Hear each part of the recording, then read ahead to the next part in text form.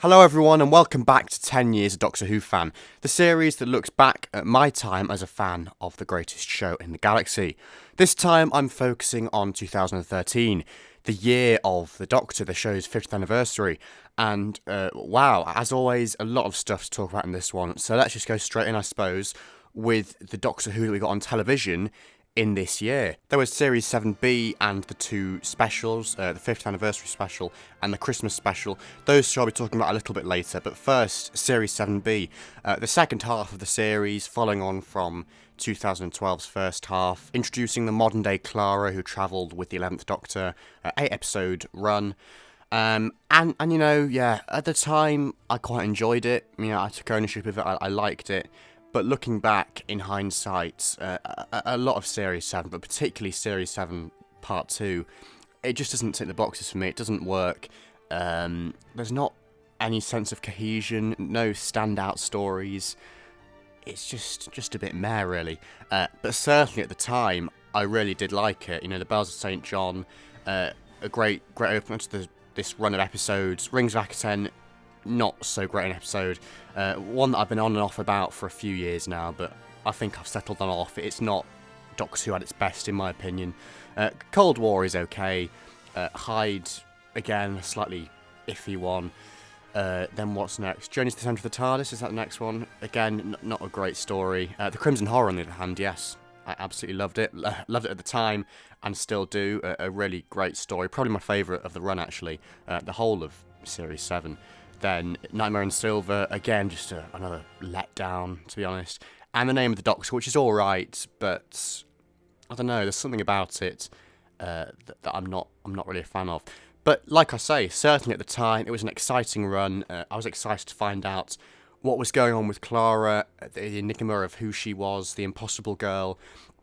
And yeah, I think at the time that story arc did work quite well in building anticipation to the 50th anniversary, lots of talk about, you know, the name of the Doctor, who he is, where he came from, building up mystery and intrigue, and that culminated in that great cliffhanger of John Hurt's War Doctor appearing for the first time at the end of The Name of the Doctor. Now, unfortunately, at the time, I had seen filming pictures from the Day of the Doctor by the time The Name of the Doctor went out, so I'd seen the rumours of how his costume had a leather jacket. Oh, hey, is that a reference to the Ninth Doctor? Could he be a halfway house Time War incarnation? So I had kind of cottoned onto that, read that online before, but still a great moment and a great lead-in to the 50th anniversary, which I'll go on to talk about a bit later on. But before that, I'll just talk about what else I was doing that was Doctor Who related in this year. Aside from the broadcast run of episodes, I was getting more and more into classic Doctor Who. Well, I say more and more. I think I picked up a couple of stories this year, but one major milestone was watching the first ever episode the first time. It was about September, October, and I just thought, you know, the 5th anniversary of Doctor Who's coming up. Why the hell haven't I seen the first story yet? So I got that beginning box set and worked my way through those 3 stories. I think just kind of over a few weeks, like I say, during the autumn of this year. So I was prepared for the 50th anniversary when it hit in November. And that was a great experience. It really kind of got me interested this year, I think, as a whole. It got me interested in Doctor Who's past. For the first time, really, that I had done as a fan, I was starting to consider, you know, all these old Doctors, the classic era, those classic stories. Up until this point, I'd seen Genesis of the Daleks, and that was about it. So yeah, I saw those first 3 Hartnell stories. I also saw the 5 Doctors, another anniversary special. I think I just thought, you know, I should probably watch some more anniversary specials, and it was quite an accessible story to kind of get further into the classic era with, because of its anniversary nature, multi-Doctor nature. So yeah, I watched that and enjoyed it at the time as well.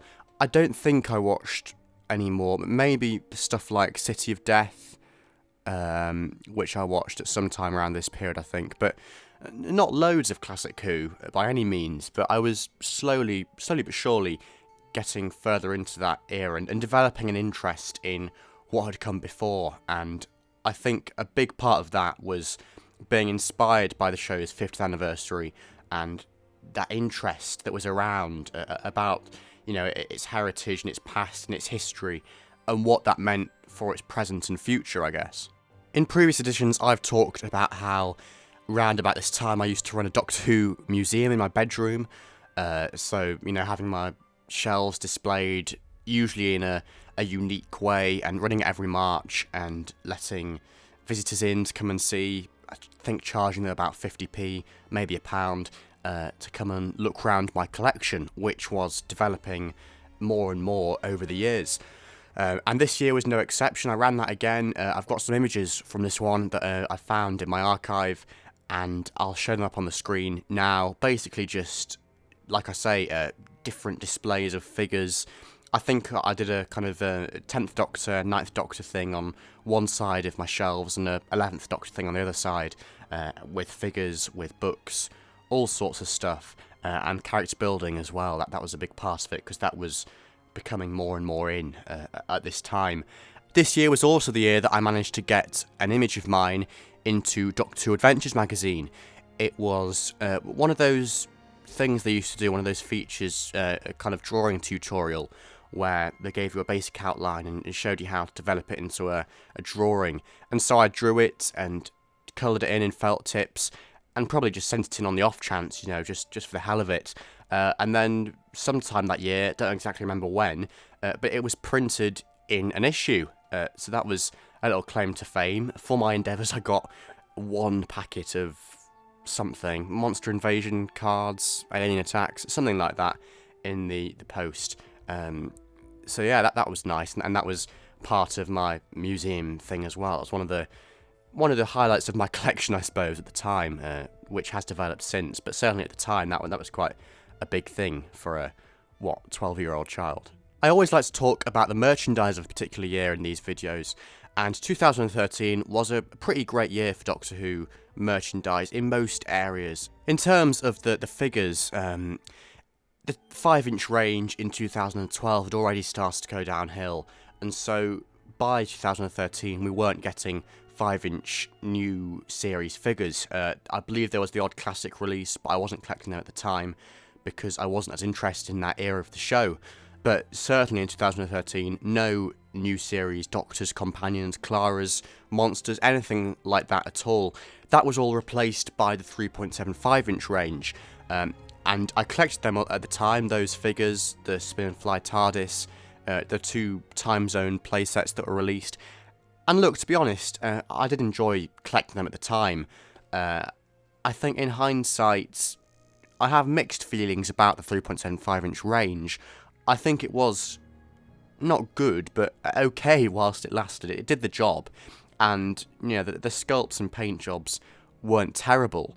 Well, some of them weren't great. But mostly, you could tolerate them. And it was nice to have the play sets to go with the figures as well, which presumably just wouldn't have been as viable with the 5-inch range because of the size. But now, because the figures were smaller, you could afford to have these play sets, I suppose.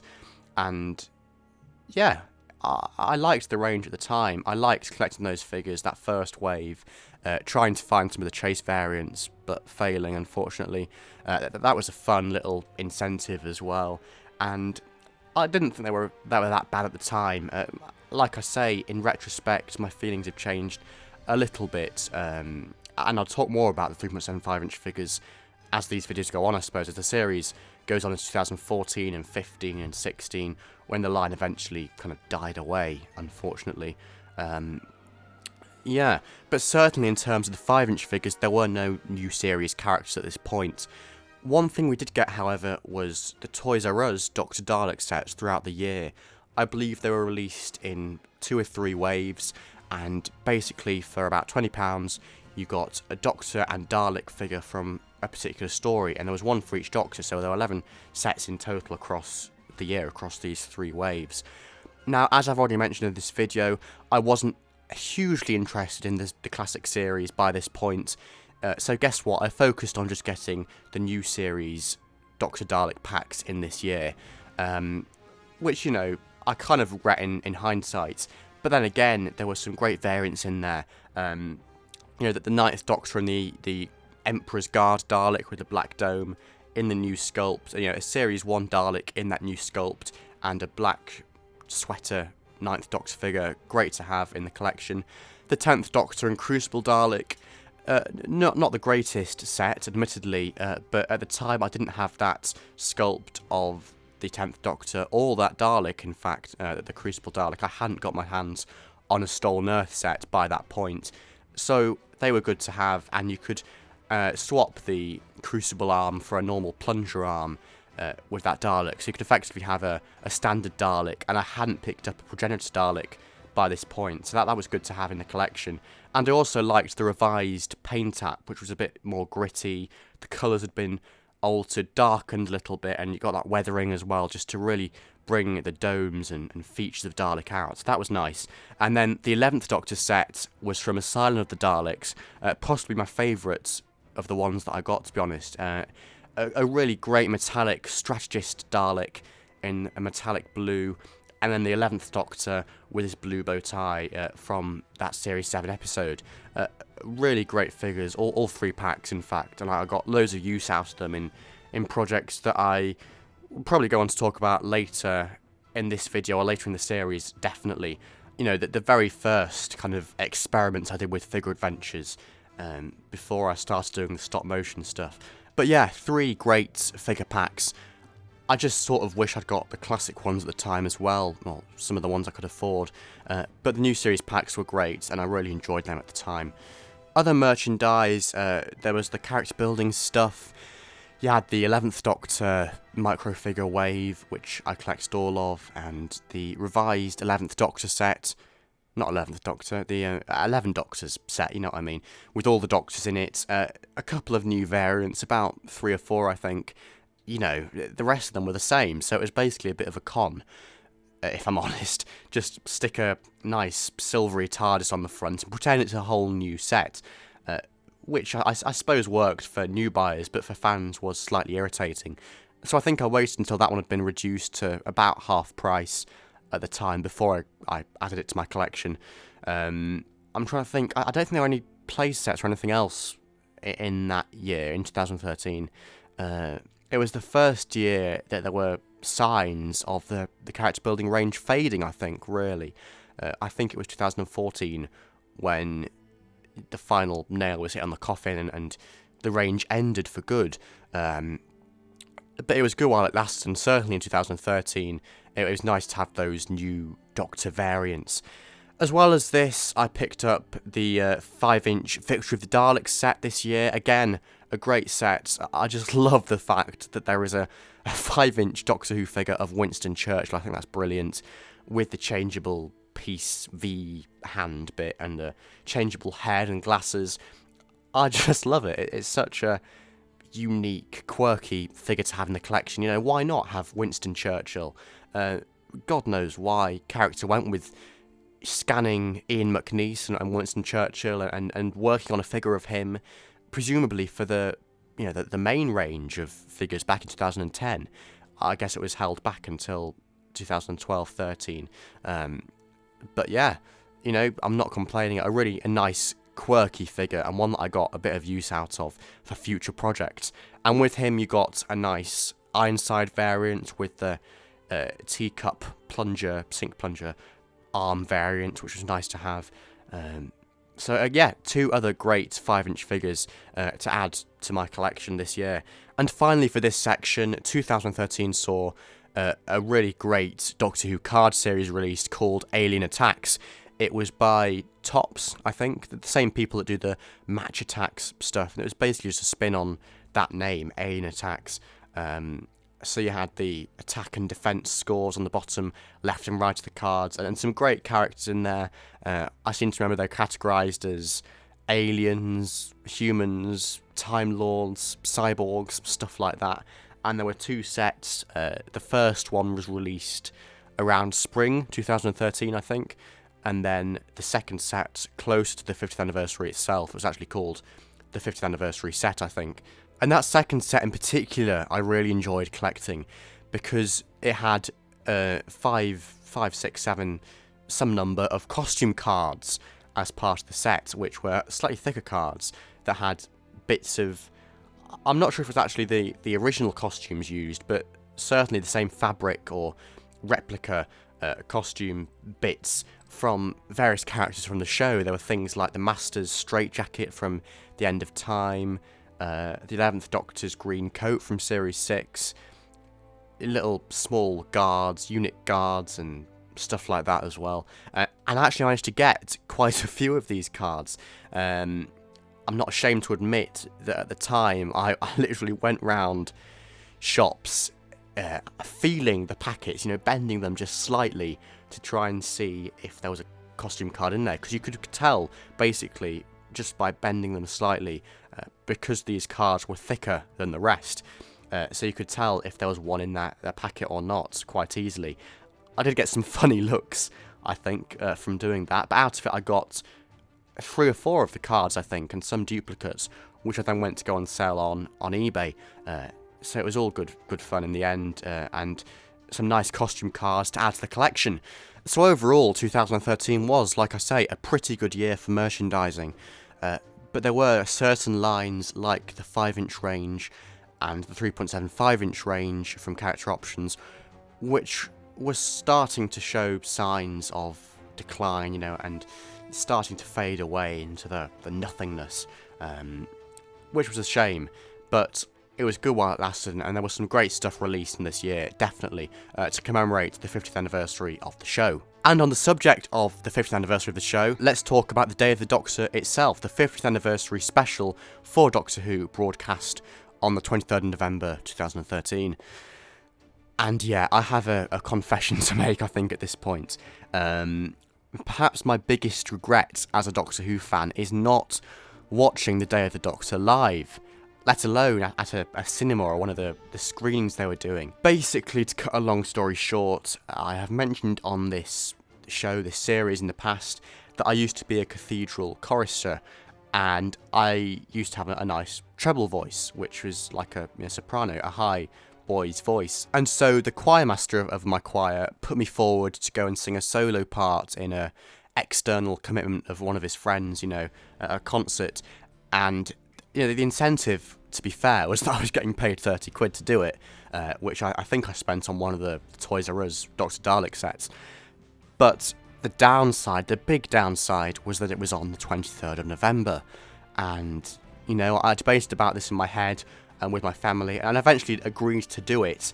But the point was that I didn't get to see it live, and of all the Doctor Who episodes, the 50th anniversary special, the one that was being broadcast simultaneously in about 90 to 100 countries around the world, and I didn't see it live. That is probably my biggest regret as a Doctor Who fan, hands down, across the whole of the time that I've been a fan of the show. I mean, it's not like I didn't see it at all. I did get to see it later that evening on iPlayer or Record or something like that. But it was slightly irritating at the time, and even more so in hindsight, that I didn't get to see that live, and that I didn't get to go to one of the cinema screenings. I probably should have pushed more for that at the time. Maybe tried to get to one of them to see it on the big screen in 3D, because that would have been such a great experience. Now, I'm sure some of you that are watching this will have probably done that at the time. If you did, whack it in the comments below. Tell me what a great experience it was like and what I was missing out on. Yeah, quite a big regret, but what can you do? And then after that, it was the time of the Doctor, the 11th Doctor's final story. Suddenly this kind of came out of nowhere, that 2013 was going to be Matt Smith's last year in the role. And I think actually they did a pretty good job not to leak that, because I think I found out when I was on holiday in France. It was released, the news, about June 2013, and I think by then they'd actually filmed most of the episode, so they did a pretty good job not to let that leak. But hey, I think it did leak in the end, and that news was broke, it was announced. And yeah, that was like 6 months from his last episode at Christmas. Compared to Peter Capaldi, who announced his departure from the show just under a year before his last episode was broadcast. It was quite a short turnaround, that happened in June. And then all of a sudden in August, we were getting Doctor Who Live, the new Doctor. Peter Capaldi was announced out of nowhere, and we had a new Doctor. Then the time the Doctor came around, And by the end of that story, we were at the dawn of a new era, the Capaldi era of the show.